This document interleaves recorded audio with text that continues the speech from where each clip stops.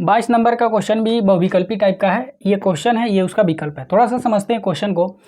दिया है यदि D D X of F x बराबर 4x³ माइनस 3/x⁴, जिसमें f2 बराबर 0 है, तो एफ एक्स क्या होगा, यही हमको बताना है। निकालते हैं, बहुत ही सिंपल क्वेश्चन है। D D X of F X is equal to 4x³ minus 3x⁴, यही है। देखिए, ये जो अवकलन होता है और जो समाकलन होता है एक दूसरे के रेसिप्रोकल होते हैं। अर्थात हम कह सकते हैं कि अगर कहीं पर भी अवकलन दिया गया है, अगर यहीं पर इसका हम समाकलन कर दें तो ये दोनों निरस्त हो जाएंगे, मतलब खत्म हो जाएंगे। तो यहाँ पे देखिए डी डी एक्स दिख रहा है, अगर हम दोनों पक्षों का समाकलन कर दें तो यहाँ से डी डी एक्स खत्म हो जाएगा, तो केवल बचेगा एफ एक्स, और यहाँ पे जो बचा हुआ फलन इसका इंटीग्रेशन हो जाएगा, तो आसानी से यहाँ पे एफ एक्स निकल जाएगा, जबकि वही हमको ज्ञात करना है, तो आराम से निकल जाएगा। तो फाइनली हम लोगों को करना क्या है, इसका इंटीग्रेशन करना है। और यहाँ पे देखिए कहीं इंटीग्रेशन लिखा ही नहीं है, केवल लैंग्वेज को देख करके हम लोगों को पता चल रहा है कि इसका इंटीग्रेशन करना है।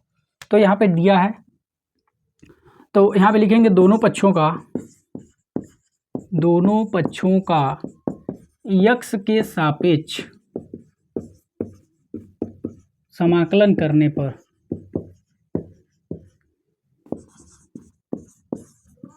तो जब इसका समाकलन करेंगे तो इंटीग्रेशन का डी डी एक्स खत्म हो जाएगा, तो फाइनली यहाँ पे बचेगा एफ एक्स, है ना।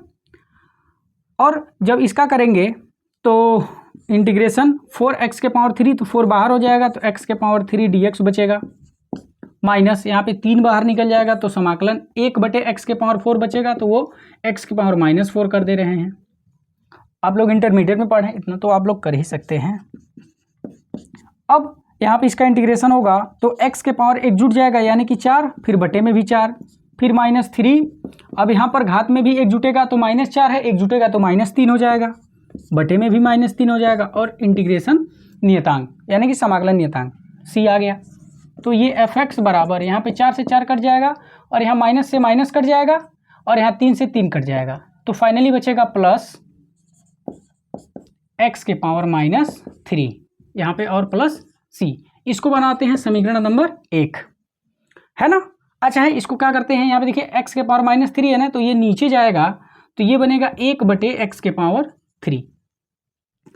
अब यहाँ पे एफ एक्स तो हमको निकालना था, लेकिन एफ एक्स में देखिए एक c कांस्टेंट आ रहा है, तो इसको पहले हमको c का मान निकालना पड़ेगा, तब जाके यहाँ पे ला करके रखना पड़ेगा, तब एफ एक्स हमारा होगा।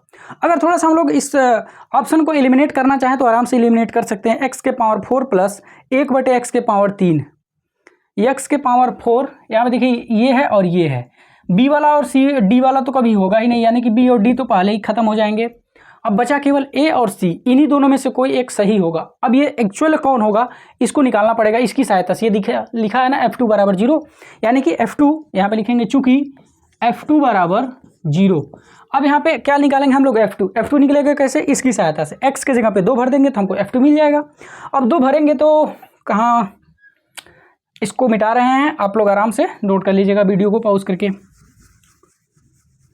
2 लाइन का और क्वेश्चन है। अब यहाँ पे हम x के जगह पे 2 रख रहे हैं, तो यहाँ पे f2 हमको मिल जाएगा, तो यहाँ पे 2 रखेंगे तो ये होगा 2/4, फिर प्लस 1/2/3 प्लस c। ये तो हो गया f2 की जगह पे, बराबर 0 है तो बराबर 0। अब यहाँ पे 2/4 का मतलब होता है 2 दूना 4 दूना 8 दूनी 16, तो यहाँ 16 हो जाएगा। फिर प्लस यहाँ पे 2/3 का मतलब होता है 8, फिर प्लस c बराबर 0। अब यहाँ से 16 8 128 और 1 जोड़ लेंगे तो 129 हो जाएगा, तो फाइनली c का मान निकल जाएगा, ये उधर चला जाएगा, तो -129/8। तो इस तरह से c का मान इतना निकल गया। अब यही c का मान ला करके समीकरण 1 में भर देंगे, तो यहाँ से फाइनली हम लोग को मिल जाएगा एफ एक्स बराबर x⁻4 प्लस 1/x⁻3।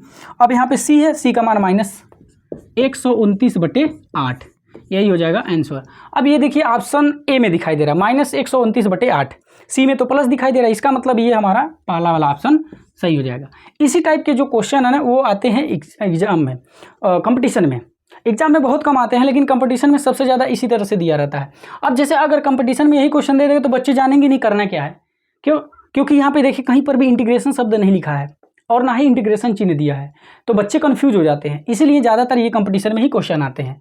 हम कैसे ये चीज़ को समझे हैं कि इसका इंटीग्रेशन करना है, तो हमने आपको बताया कि अवकलन का उल्टा समाकलन या समाकलन का उल्टा अवकलन, यानी कि एक दूसरे के ये रेसिप्रोकल होते हैं। तो अगर एक जगह अवकलन है, अगर वहाँ पे समाकलन आ जाएगा तो ये दोनों आपस में खत्म हो जाते हैं। तो इसी वजह से हम जान रहे हैं कि हमको f(x) निकालना है और यहाँ पे ddx दिया है, तो यहाँ पे ddx हटेगा कैसे, तो जब यहाँ पे समाकलन करेंगे तब हटेगा। तो हमको याद आ गया कि बस हमको यहाँ पे समाकलन करना है। तो इसी तरह से आप लोग आराम से क्वेश्चन सब करिएगा।